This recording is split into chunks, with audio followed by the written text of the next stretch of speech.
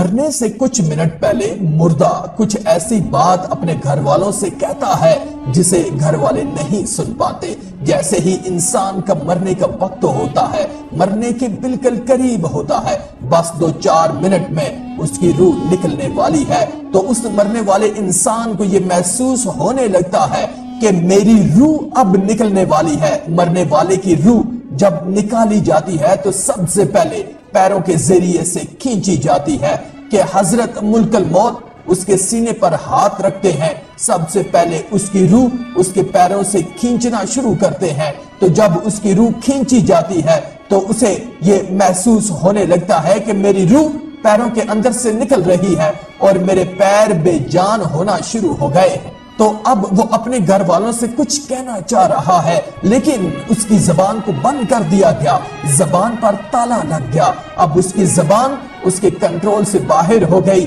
اب وہ کچھ کہنا چاہ رہا ہے، دیکھ رہا ہے، آنکھیں ایک جگہ پر ٹھہر گئی ہیں۔ آپ نے دیکھا ہوگا کہ مرنے والے کی آنکھوں میں آنسو ہوتے ہیں، وہ اسی وجہ سے ہوتے ہیں کہ وہ کچھ کہنا چاہتا ہے، وہ کچھ بتانا چاہتا ہے، لیکن اس کی بات کو ہم نہیں سن سکتے، کیونکہ وہ کچھ کہنا تو چاہتا ہے، کوشش تو کرتا ہے، لیکن اس کی زبان اس کے کنٹرول سے باہر ہو چکی ہوتی ہے اور وہ کچھ بھی کہنے سے قاصر رہتا ہے۔ آخر وہ کہنا کیا چاہتا ہے جب اس کی روح نکلنا شروع ہوتی ہے؟ اور اگر وہ گناہگار بندہ ہوتا ہے، بے نمازی، فاسق، فاجر ہوتا ہے، تو رب کی طرف سے حکم ہوتا ہے کہ فرشتوں اس کی روح کو اس کے پیروں سے کھینچ کر گھٹنوں میں روک دو اور مزید تکلیف کا سبب بناؤ۔ پھر اس کی روح کو کمر میں روک کر زیادہ تکلیف کا سبب بنایا جاتا ہے، پھر اس کی روح کو سینے میں روک دیا جاتا ہے۔ آپ صلی اللہ علیہ وآلہ وسلم نے فرمایا کہ مرنے سے 2-3 منٹ پہلے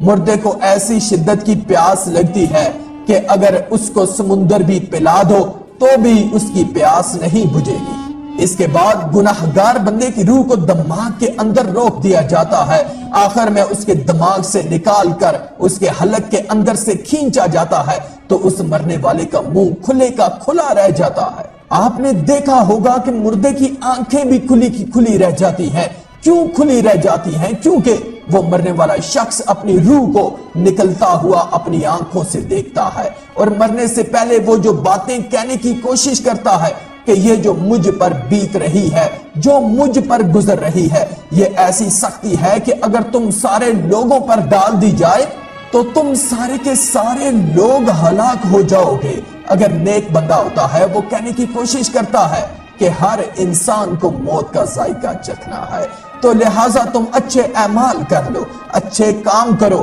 تاکہ یہ سختیاں اور یہ پریشانیاں جو برے بندوں کو دی جاتی ہیں وہ تم کو نہ ہو۔ تو جو برا شخص ہوتا ہے، برا بندہ ہوتا ہے، وہ اپنے بارے میں بتانے کی کوشش کرتا ہے اپنے گھر والوں سے، اپنے بچوں سے، کہ اے میرے بچوں اور میرے گھر والوں، سنو، یہ تکلیف جو مجھ پر بیت رہی ہے گناہوں کا نتیجہ ہے۔ کیونکہ اسے پتہ چل جاتا ہے، فرشتہ روح نکالنے سے پہلے اس کو آگاہ کر دیتا ہے کہ تو نے اللہ اور اس کے رسول صلی اللہ علیہ وآلہ وسلم کی نافرمانی کر کے زندگی گزاری تھی، اس لیے تم کو شدید تکلیف دینے کا میرا ارادہ ہے اور تمہیں خطرناک تکلیف ہوگی۔ روح کو روکا جاتا ہے اس کے جسم میں اور اسے بتایا جاتا ہے کہ تمہیں یہ جو تکلیف ہے یہ تمہارے گناہوں کا نتیجہ ہے۔ اس لیے وہ کہنے کی کوشش کرتا ہے کہ جس دلدل میں پھنسا ہوں